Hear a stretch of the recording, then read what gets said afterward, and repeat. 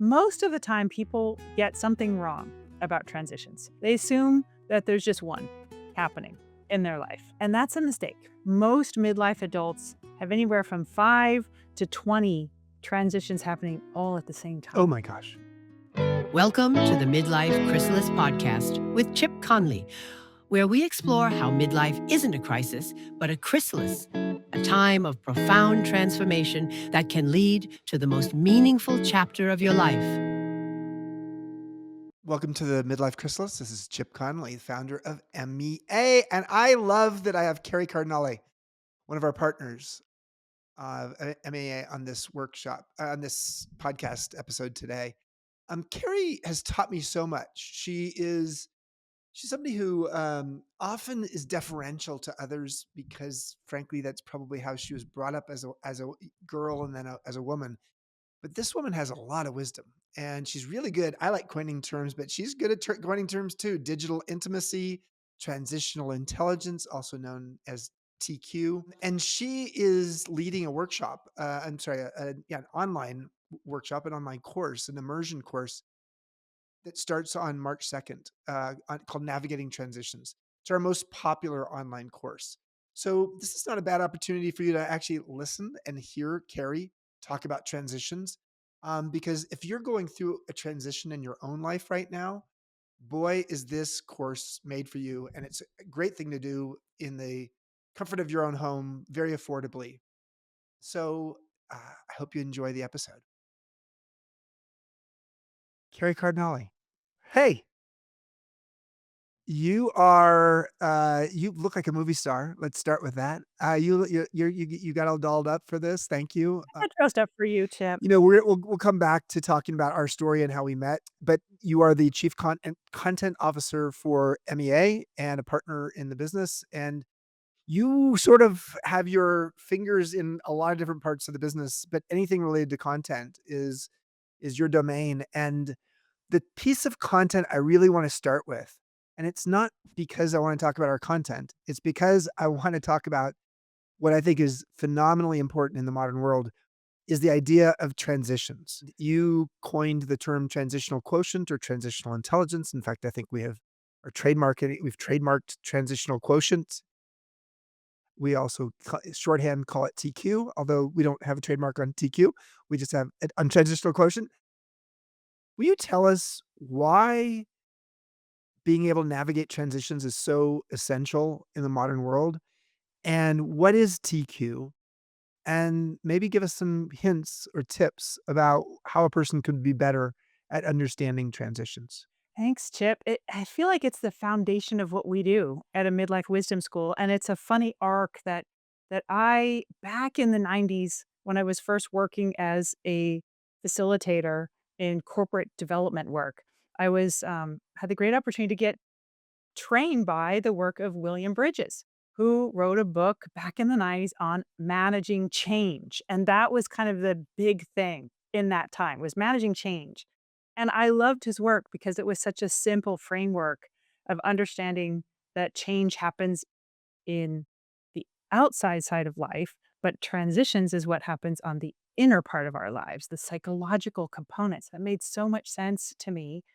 And I brought that through my life. And then here we are running a midlife wisdom school, Chip, and all these people are coming to us. And I kept hearing the same thing over and over again, were stories of people in transition. Or they didn't call it transition, they called it a shit show. They call it a shit show. They called it a mess. They called it being stuck or They being don't overwhelmed. they have all kinds of other ways to describe it, but what they are really in the midst of is a transition. Exactly. So that really prompted this journey that is now, I think we're 5 years in exploring this content on how do we take some of the work of the giants like Bill Bridges? How do we work with the amazing book that Bruce Feiler wrote, which is called Life is in the Transitions, where he interviewed tens of thousands of people to help codify transitions. But to me, the mantle that I felt passed on to me was how do I make this accessible to people? How do I put this in a format that people can talk about it and reflect in real time and storytell and find themselves in it? And then gradually over time, this model started to evolve. I'm a huge fan of of Daniel Goleman, as I know you are too. EQ, emotional intelligence. I thought that was such a groundbreaking contribution into the field to give us language to understand that we can get better at managing emotions. And so it really occurred to me. And as I was developing this work with Jeff Hamui, with our thought leaders, with you, the language started to emerge of TQ, transitional intelligence. It's a practice that we can get better at. And there's actually a model and a pathway to understand any transition that you're in. So what's the model? So the model, what is the model? Well, so we took this concept that Bill Bridges helped kind of establish that transitions usually have 3 stages. And the counterintuitive part is that a transition often begins with an ending, which doesn't actually make sense when you first think about it until you think about it. That, well, an ending of a marriage means I'm moving through this transition of becoming single again. Or the ending of my kids living at home with me means I'm going through this transition of being an empty nester. Or my partner has passed away, I'm moving through this transition of being a widow. Or I've retired from my career and then now I'm in this transition of who am I now? So the ending is a big piece, and we move through endings in different signature ways. And then we go into this space, this kind of messy middle, as Bill The Bridges call it. chrysalis. The chrysalis. And you call it the chrysalis. And so here we are with your podcast that this is where all the magic lies. And this is where most of us struggle is that we don't like to be in a messy middle. We don't like to be in a chrysalis. We don't want to dissolve who we were and we don't know who we're going to be. It's so unpleasant. It's so scary. It is so anxiety provoking. Most of us will resist it and regress and just go back to something familiar because it is so scary. But it's so necessary to grow in our lives is to allow ourselves to go through that phase and to dissolve. Because then what happens? We form into something new, a totally new identity, a new beginning. And by you coining the chrysalis, of course, what does that mean? Well, we become a butterfly. And I love that you've talked about that what we do is we go pollinate our wisdom, that we've learned something in every transition that we go through. And the true gift is to not only learn it, but then to bring it forward in our lives in some way that impacts others. One first question, and I don't think you and I have talked about this before, and that is, so sometimes transitions are involuntary. In fact, most transitions are involuntary, fewer are voluntary. But if someone's going through a voluntary transition, would it really be a messy middle? Or would it be a elated middle or a magnificent middle? Or even if you're going through a voluntary transition, is that middle stage sort of difficult because it does require a lot of a lot of openness to let go identities and habits. I think that these transitions that we're thinking about inside, I always think of the ending as an emerging ending, like an iceberg. Like you have this sense that something needs to change, but underneath that is this whole bigger piece that may be churning for a long time. I mean, I have friends who ruminated for decades on whether or not they wanted to get a divorce. And so what was underneath the water, there was all kinds of things. There was financial stability or their kids or their identity or just general fear.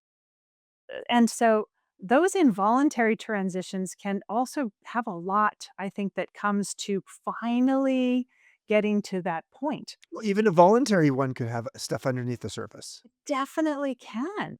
Even if you know something's coming at you, there's so much under the surface that we don't always pay attention to. And I think, Chip, that's why we felt like we have to teach people that this is normal, that you are not alone. If you've been going through this state, and Bruce Feiler helped us to understand that, transitions can last 5 years. That still blows my mind. 5 years? You think? Most people think that they're going to be through a transition in like 6 months to a year. But if you have TQ, if you've studied with MEA, whether it's an online course or at one of our workshops, I would guess that people go through their transitions certainly more adeptly, but also probably more quickly, more expeditiously. That's what I found. I mean, I think that's a bold statement that you can move through a transition faster. But we have evidence that has shown me that the model, the TQ model, what is it? It's understanding that these changes in our life are transitions. That in and of itself gives us a little space between the intensity of empty nesting and it's a label and it's a judgment and there must be something wrong with me.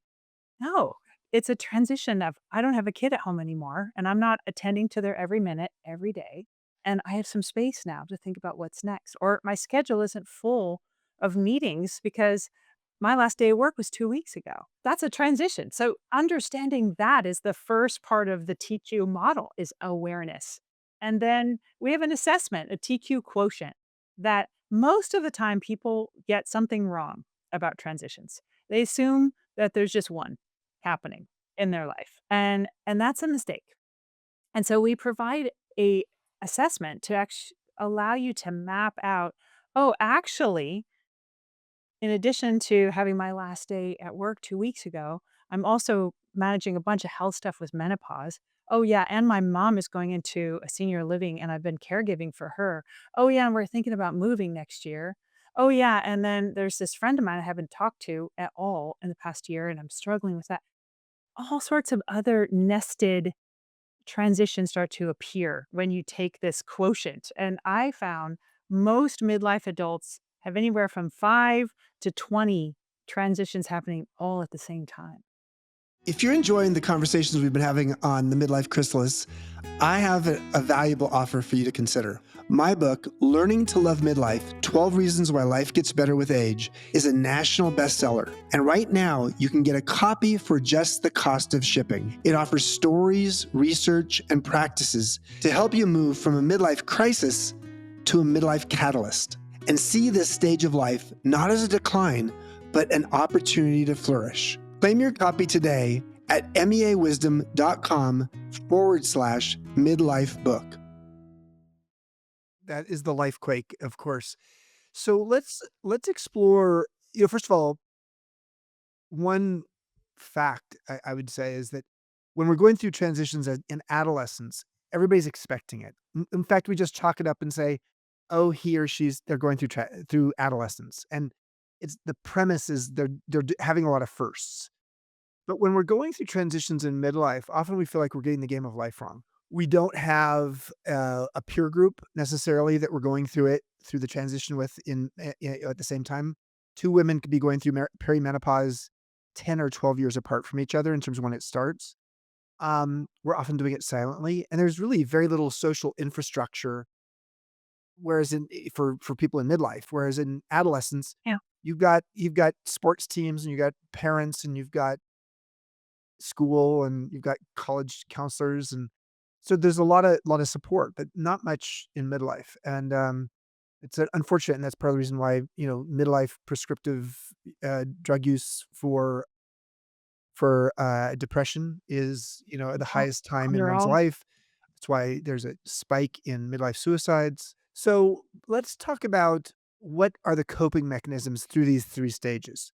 So you have the ending, the messy middle, and the beginning. If you were to give some cliff notes, some brief pieces of advice to people of what they should be doing during each of those 3 stages, knowing that they may be going through multiple transitions at once and they may be in an ending in one and a beginning in another. Let's just take it one transition, and what do you need to know about each of these 3 stages? I love that. Let's just cut to the cliff notes. So, an ending of transitions, is intense. And here's something that I find really interesting that Bruce Feiler figured out in his research is that there is a very peculiar ritual that many adults do in an ending stage. Can you guess what it is, Chip? They drink. They That's what I would always they say. they Like drink alcohol. cocktails? Cocktails. That would be me. We both love our little elderberry gin and tonics, but it's actually something more permanent than They get a cocktails, and it tattoo. is yes! It's a Are you kidding tattoo! me? You are right. I didn't Not know kidding. that. I didn't know. Oh my god. It's so Okay. funny. Yes, a tattoo is a hugely popular thing to do during an ending stage of a transition. And, how many of us in midlife you have many friends who are getting tattoos for the first time. There's something ritualistic about it, whether it's commemorating a death or it's something that's empowering.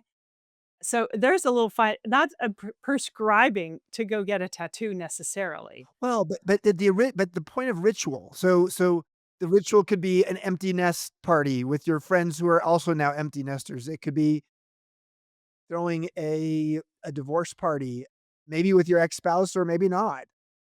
There's lots of ways. Back in the old days, when someone worked in the same company for 40 years, you had a retirement party. Exactly. What did you get? You got the You gold got the gold watch. watch, and there was a rite of passage. What we're really missing is rites of Yes, passage in midlife yes, because, yes. quite frankly, we've expedited everything, and frankly, in the career space, just because you're quitting a job at 65 doesn't mean you're retiring necessarily, and if you've been there 20 years, they'll throw you a party, but if you've been there 4 years, maybe not. Look at these rituals of adolescence. They're that mark an ending. So a bar mitzvah, for example, is you go up to the bima and you're reading from the Torah, and when you come down, you are no longer a child, you are an adult.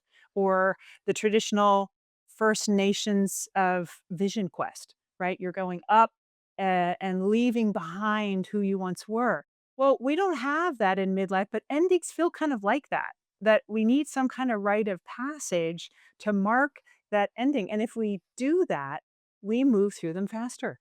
We move through them with less kind of painful hanging on or the guilt or the shame that can keep us from fully embracing it. So they might seem trite, but the brain doesn't really know the difference. When we create something sort of beautiful and intentional, it accelerates our capacity to kind of usher into that unknown stage of the messy middle. What I hear is that learning how to create a ritual, whether it's very personal, whether it's very collective. We do something at MEA in workshops called the Great Midlife Edit, which is at the end of the first foundational day, and it is absolutely a collective ritual. It's to do it in a group actually helps you also. I mean, part of the reason rites of passage exist for all of the time of humanity is because someone's going through something and they could use community support to be going through it. And when you're actually doing it with a group of people who are all doing it together, wow, that's powerful. And we deliberately, this is such a beautiful ending ritual that is really about letting something go as a group and individually, and then that kinda ushers everyone through a real transformation through the week. So it's I don't think we realized how deliberate we were when we put this together. True. Okay, so now we are in the messy middle. We're in the chrysalis. So we're in that messy middle. So what do we need to do when we're in there? Initially, it's certainly giving yourself some grace that we don't like to be in an unknown thing. And society has trained us as adults to know things. It's trained us to be competent. And so, it's very discerning, it's unnerving, and it's hard to not know what's happening. So, how do you give yourself some grace to understand this is the longest stage typically of transition? And so, maybe initially in that messy middle, you need to just not do that much and slow down. That's also something we're not that good at. Take more walks outside, put your phone down, try some journaling, try some reading, try something a little bit different. So, that's kind of the other piece is some grace for yourself, but also how can you get curious about doing something different? Jeff used to call that pattern interruption. How do you do anything different, tiny, like something you've been curious about? Like Chris Murchison, who you know has been my partner in crime in teaching the online transitions course. I feel like he is the master of the messy middle. Like he is so fluid when he's going through something. He decides he's going to become a baker and then he bakes and bakes and bakes all of me. Or he leans into dancing. Recently, he's leaned into collaging, which I thought was the most random thing to do. But he's now becoming a collage artist. And so he to me was my beacon of how to embrace the messy middle as a time to just go explore something, get into your right brain and put the left brain down for a little while because you are not going to figure your way out of this foggy space. It's impossible. So, and I would say a couple of things that I've found as well in that middle is social support's important. Um, for many people in the messy middle, they've narrowed their aperture. They're focusing exclusively on the fact that they're are getting divorced and they're embarrassed or they feel ashamed. They lost a job. They have cancer. So the value in social support, not only do you feel loved, but you also have people who can objectively give you a point of view that suggests your life is not revolving around this thing that you just lost. And then I think another piece of the messy middle, the coping is trying to find your through line. So getting curious about on the other side of this, I'm going to have a new pair of glasses in looking for a partner. I am wiser as a result of this. Viktor Frankl showed in Man's Search for Meaning that the people who actually died earlier were the ones who actually lost hope and meaning. And they weren't able to see on the other side of this what might be the upside. I might be a better grandmother. I might be able to write a book. I might care more for my spouse. It is that hope that helps create that through line so you can see on the other side of this, it's not going to stay like this forever. And that's a really important piece of the messy middle as well. So, so well said, Chip. It's true that if you think about the messy middle, sort of foggy period where you are having to confront all of these threatening things about transition, like the threat to my identity or the guilt that you may be disappointing someone or the shame that maybe you're doing something others haven't expected of you, all that is takes time. But that pathway you mentioned, what I find is that the messy middle starts to clear up and we move into the new beginning. There's this one little trick that I have found that seems to be universal. The more I have been testing this with folks, the more I'm confident that this is a thing. And it's called a glimmer.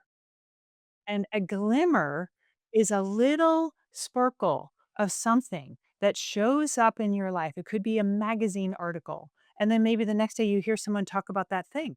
Or the next day you hear about that author. There's some little combination of synchronicities start to show up in your life or something that suddenly has piqued your interest and you keep thinking about it. It literally is sort of pulling you towards something new.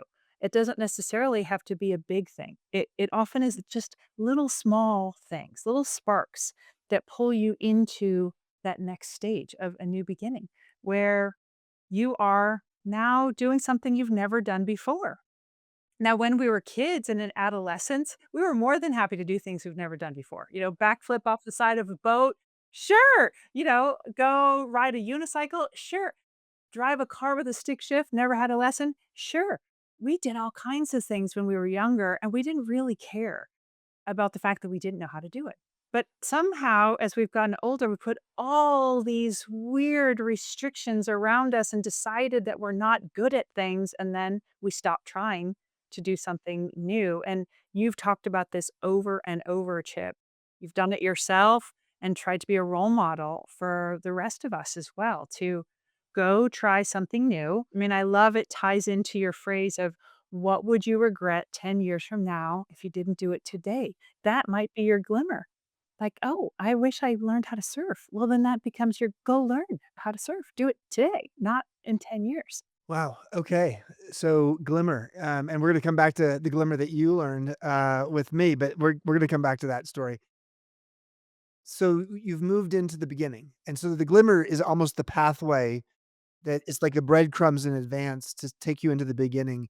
And it sounds like one of the things that helps a person in the new beginning is to be able to have a growth mindset, be willing to be stupid and not good at something, to be willing to be less self-critical, to have a sense of humor about, what you're going through.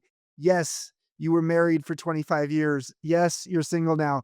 Yes, you're filling out your first Match.com profile, and you're gonna have to have a sense of humor, because if you don't have a sense of humor, you're gonna typically be critical of yourself. And it's that self-criticism, that fixed mindset of like, "I've gotta do it the right way. I've gotta be perfect," that actually shuts you down. It's so true. My favorite teacher, so Chris Murchison is my beacon for the messy middle. Bruce Feiler was my guide for the endings with the tattoos. And my favorite role model for new beginnings is Stacy Peralta, Okay. Tell us who who's that one of is. So Stacy Peralta is one of our teachers at MEA. He is a former pro skateboarder. Any Gen Xer who knows about skateboarding has been influenced by Stacy Peralta. He literally took the concept of this little board with wheels and made it cool and taught kids how to skate all over the place, and the concept of skate parks and skateboarding as an official sport was born thanks to his insane creativity. And then at the peak of his career, he left it all behind to go become a filmmaker. And now in midlife, he's an artist. He is absolutely unabashedly unafraid to do something new. And he lives and breathes this in such a way that you cannot help but start to feel like a little more adventurous when you're around him. And he uses surfing terms. He's also a surfer. When you're first learning how to surf, the term is called "you look like a kook," right? As you're like, you look ridiculous. You don't know what you're doing. But it's a celebrated term in the surfing world. And so I love that he uses that term, like, "Are you okay to look like a kook at doing something that you've never done before?" And I love that Stacy says, "I make an effort to do something I've never done before all the time. It forces me to stay creative and fresh and on my edge." So I thought, wow, what a role model he is. So tell us about your path, Carrie. Have you gone through a midlife chrysalis or a few of them? Are you going through one right now? Tell us about your relationship with transitions. Man, haven't we all been there with our share of life quakes and transitions? And, I've come to realize that I might have used to beat myself up for being a person who's had a lot of changes in their life. But I don't do that anymore. Like, I'm done with that. That I'm just someone who has craved change and learning new things. And I wasn't very good at kind of having the same life. I didn't want to live in the same place. I didn't want to do the same jobs. I was always curious about new things. So I have a glimmer story, Chip, Yes. about how I met you that I have been working in many variations over the years in teaching and training and writing and thinking. And I got really interested in aging when I turned 49. I am such a textbook modern elder, it's ridiculous. I turned 49, the idea of turning 50 completely freaked me out. I had to get glasses, my hair was turning gray, I was bitching to my kids going, "I'm almost 50." I would just walk around and say it like it was impossible to understand that I was going to be 50. And I realized that this wasn't like me. I'm actually I barely comb my hair, I'm not that worried about what I look like. Why was I getting so bunchy about turning 50? Like, didn't actually match, and that got me on this whole journey of curiosity. I met Ashton Applewhite before she published her book, This Chair Rocks, and she introduced me to ageism, and she is a spitfire, hardcore activist. Boy, did she wake me up. And I just followed these little glimmers that suddenly this very geeky topic was interesting to me. Aging. Why? I have no idea. But I moved through my curiosity and started building a business. And I started interviewing thought leaders from all over the world. And I produced a summit, Global Innovations on Aging. I interviewed 50 thought leaders from all over the world who started becoming my friends and colleagues. And then I created another summit on innovations in caregiving. I was in the midst of it as well. My kids were getting older. My mother was declining. I was in a divorce. I was trying to start a business. I was in a huge life quake. Everything was upside down. And for no reason really at all, I went to a conference in San Francisco called Aging 2.0. Chip knows quite well. He was the keynote speaker. It was a random conference of like startup tech guys and investors exploring aging and longevity. And I went for no real reason, except I was curious and I was building my little boutique business. And even though I'm a teacher and I'm out there, kind of like you, Chip, I'm really pretty introverted and I get burned out after a while. And I'm like, done.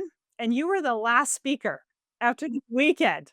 And I was hitting my like threshold. So, truth be told, I almost didn't go to see you speak.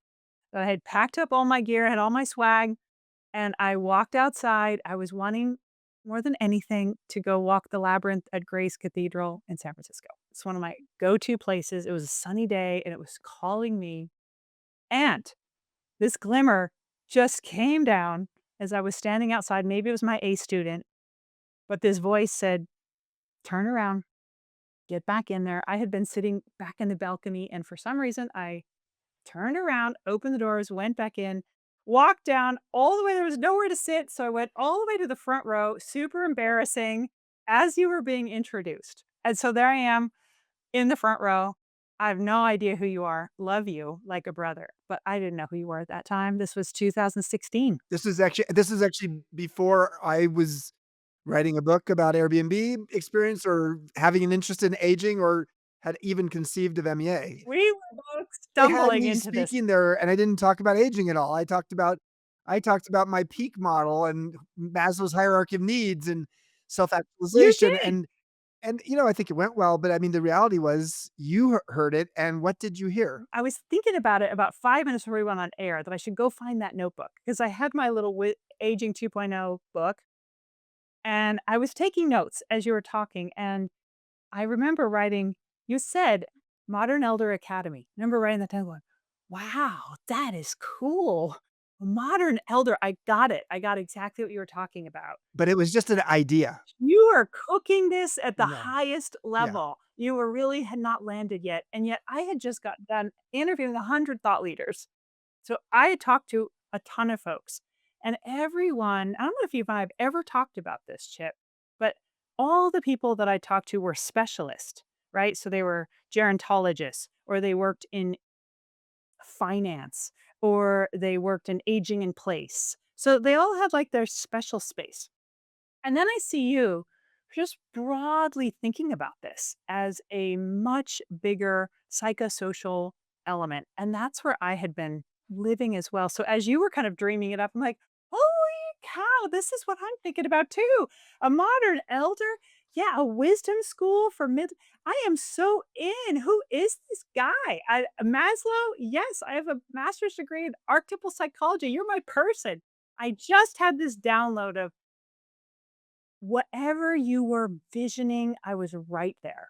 And so I wrote in my book, "I'd love to work for Chip Conley and the Modern Elder Academy." And right then, in very Chip style, you're like, "Hey, I'm trying to figure this out, and I'm gonna launch this new thing down in Mexico by my house called Modern Elder Academy. And if you wanna come and give me some feedback, just email me, chip@chipconley.com."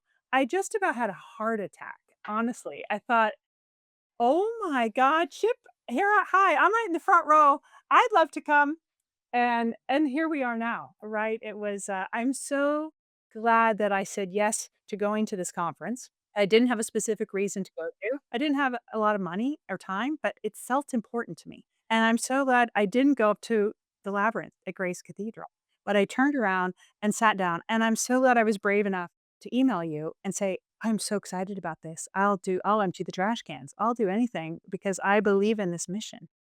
What kind of path are you carving through midlife?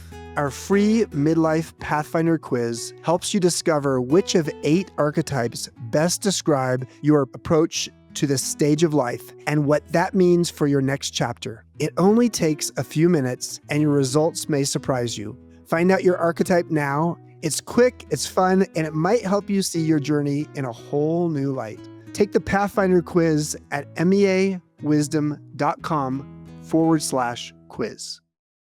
And you came to our 13th, our final beta cohort. You were originally supposed to come to a different one, and you had to change your schedule. So you came to the 13th beta cohort before we were shutting down and potentially opening a few months later.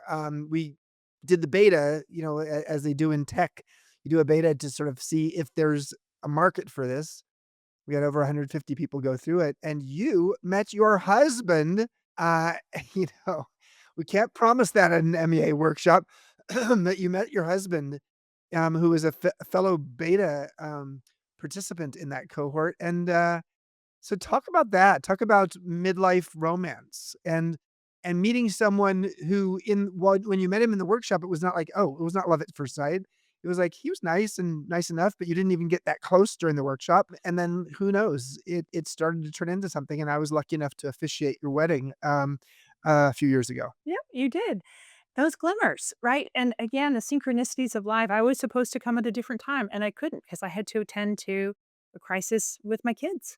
And as I was moving through a divorce and crisis with kids and running a business, I was in such an intense life quake, as Bruce Feiler calls it. So back to TQ, transitional intelligence, when all sorts of transitions are happening at the same time and they're all intense, you feel like a basket case because you are, because everything has fallen apart. And so that was the week I finally ended up showing up at MEA, and I do think I cried every day in our circle. I was just in such a state of reevaluating so many things, and there was lots of new beginnings and endings and messy middles all happening at the same time. And what's beautiful about MEA is that there's something magnetic, that it attracts the right people at the right time. It's just like this little pilgrimage. And so the group that came, Chris Murchison, I still work with all the time. Several folks within that cohort have become some of my best friends or work colleagues, and Stephen was one of them. That all 13 of us were obsessively on WhatsApp. I taught everybody how to use Zoom. I taught everybody how to use every possible connection tool we used. And as a group, we kept processing together. So once the week was over, we kept going. We kept talking, we kept connecting, we started consulting on each other's business projects and just became friends. Same thing happened with Stephen and I. And then over time, a romance developed, absolutely not planning on that at all. And yet it arrived. And, here we are. You married us in a beautiful redwood Oh, grove, what a gorgeous and wedding. Yes. it was like the best because we got to plan it completely the way we wanted it. And I feel very lucky to have the opportunity to explore a midlife love. We're sort of empty nesters, and we have this capacity to really appreciate what it means to find, the right person at the right time. So How has life gotten better for you as you've gotten older? I mean, maybe one of them is you are more mature in your romantic life, in your marriage, in terms of being you know what you need and what you want, and you wore a different pair of glasses in finding a mate. But what else has gotten better for you as you've gotten older? particularly, I feel like my TQ is so much better that in teaching this work of understanding transitions, it has really helped me to face different transitions in different ways. Like as my mother has declined, she has dementia and Alzheimer's, and she's moved into assisted living. And for me, the awareness of these stages of aging, the stages of decline and transition, really helped me to be more clear headed about how to support her and maintain her independence and dignity through that process. And I've also learned a lot about how I process transitions and to really double down. I call it the signature TQ, or the signature way that we move through transitions. And Stephen, my partner, and I are totally different. That we love to use the characters from Winnie the Pooh. It's a little self deprecating, but I kind of am like Eeyore when I go through Oh, transitions. And Stephen is there is like like a Tigger. cloud over your head kinda thing? I'm very slow. I really is that and my husband Stephen will just jump right out there. He's gregarious and he's going and he's totally unafraid and off he goes. And I realized that I like to move through transitions and need to move through transitions in a slightly slower way. I need to metabolize a little bit more. I need to have more time to be in nature. I need to actually turn off everybody else's voices as a caregiver to not respond to what I think everybody else wants. And that's been so valuable that I've been able to kind of own this is how I come to the right decisions for me instead of jumping into something and regretting it later or feeling badly about it. And I think that that's sort of the work of midlife so we can return to ourselves. It's this deep returning to who are we fundamentally when we aren't workers or partners or parents, that we can return back to that essence of who we've always been. So we have been at it now for well, MEA has been at it for 8 years. You and I have been at it for about 7.5 years. Um, what are some of your biggest lessons about what it's like to create a midlife wisdom school?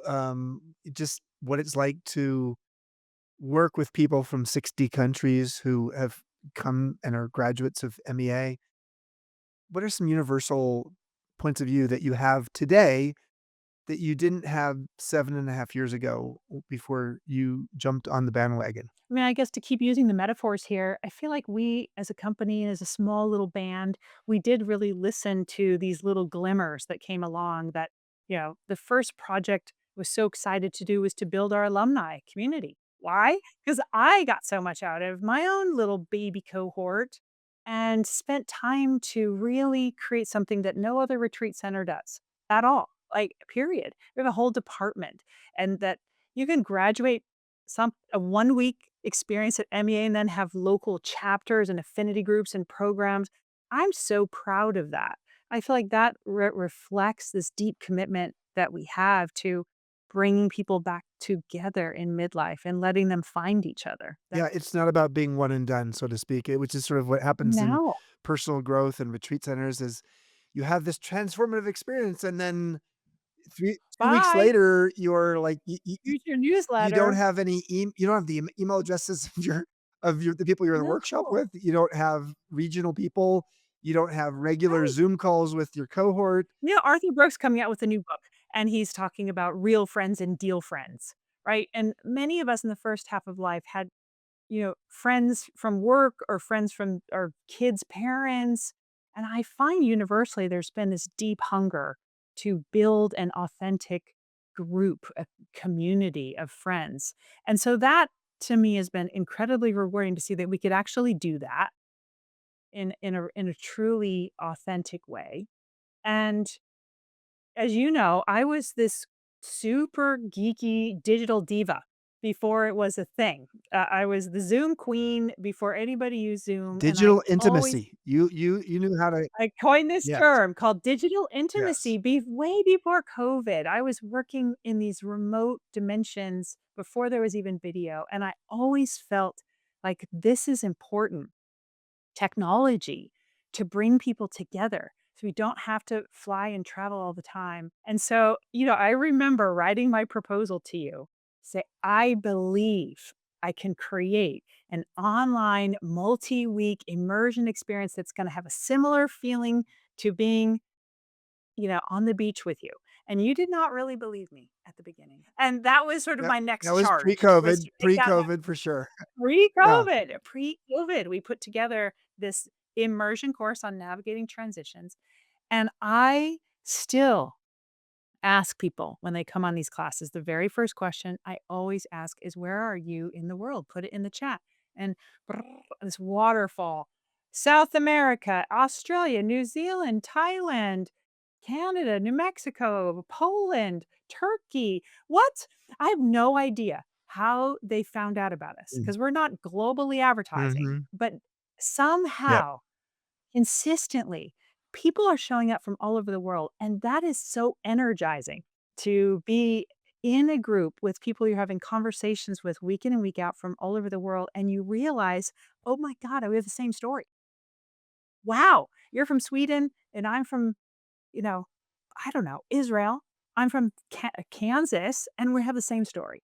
I just honestly, it's like food to me. I get off of those calls and I'm so excited.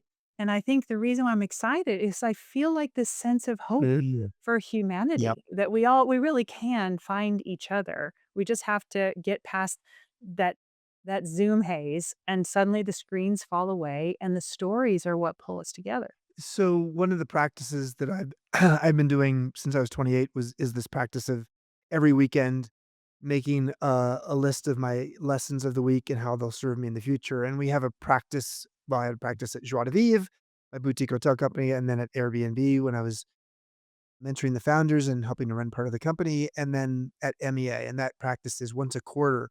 The leadership team comes together and says, "What was your biggest lesson of the quarter?"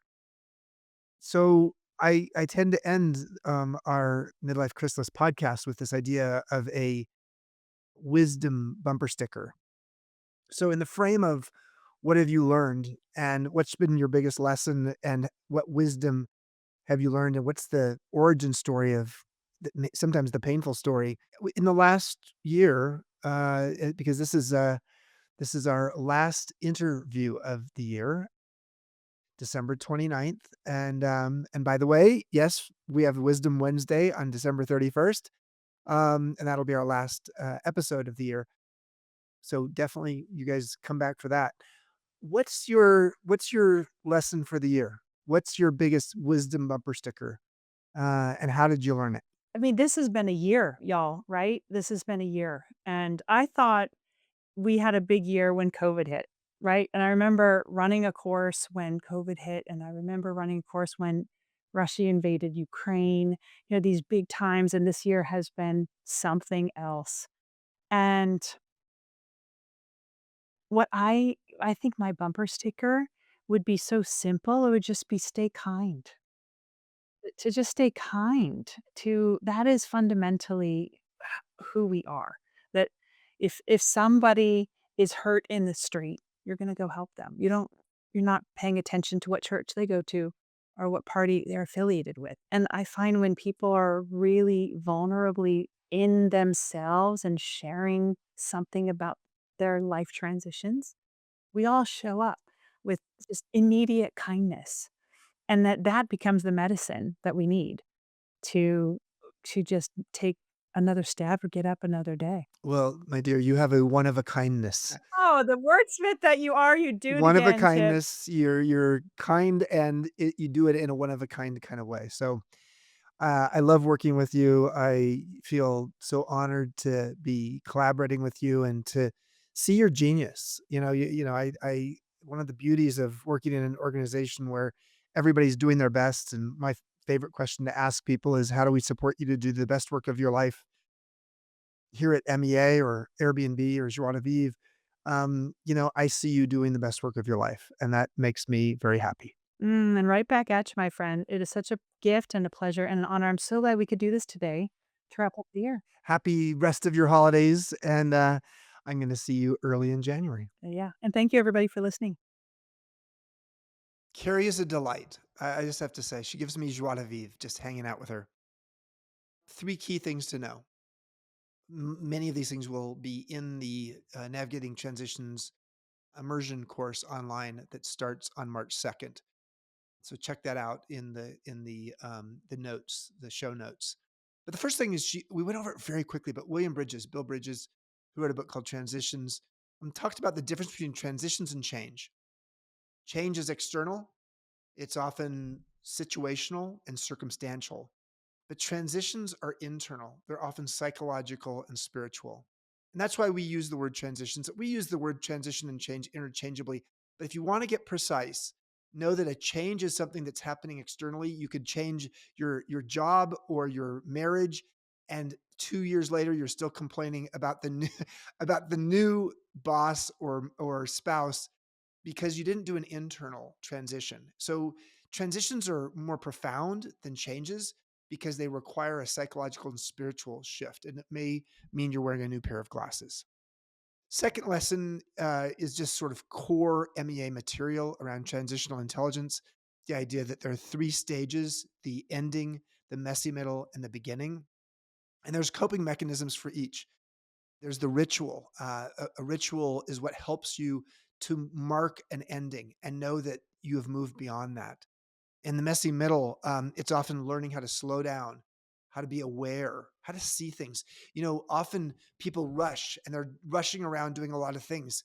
And if you're rushing around doing a lot of things because that's how you deal with anxiety or fear or bewilderment or being stuck, you are not giving yourself the space to see the glimmers. And that was a word that Carrie used a few times on the episode. Glimmers allow you to have a belief that maybe I'm supposed to learn something here. Maybe there's a little divine intervention that's coming here. But if you are actually too busy, you won't see it. So how do you get curious? How do you see things happen and then say, I'm curious about that? How do you have social support in the messy middle? And how do you look for your through line? How do you see that on the other side of this, you're going to be wiser and maybe your life will be better? And then finally, the third stage of transition is the new beginning, and this is where you're supposed to be a kook, to use that Stacy Peralta language, or you're supposed to have a growth mindset. You're supposed to actually be willing to be a beginner and try things and be bad at it and have a sense of humor, because otherwise you're going to be the butterfly coming out of the chrysalis who ends up on the ground, which is often what happens with butterflies. And if the butterfly is scared or has wet wings and is not willing to actually learn how to fly, it's going to end up on the ground and probably die. The little baby who learned how to crawl and then learned how to walk didn't care that everybody was pointing at the little baby. They were not self conscious. And when you're in the new beginning stage, you need to be not self conscious. And then the third lesson I got from Carrie was to understand your own signature TQ. She talked about she and her husband, Steven just jumps into things. He's like, I'm on it. Let's go. And Carrie's a little more deliberative. She's a little bit more cautious. She actually wants to sort of see where her intuition is taking her.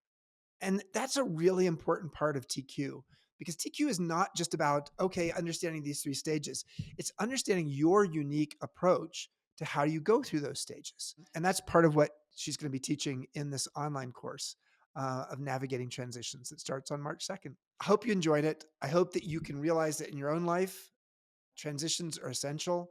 And they're a really important part of understanding how to live a good, well-lived life in midlife and beyond. Hope you'll join me for the last episode of the year, December 31st, our Wisdom Wednesday with me and Derek Gale, our CEO of MEA, in 2 days. Wishing you the best during the holidays. Thanks for listening to the Midlife Chrysalis. This show is produced by Midlife Media. If you enjoyed this episode, help us spread the word by subscribing and leaving a review on your favorite platform.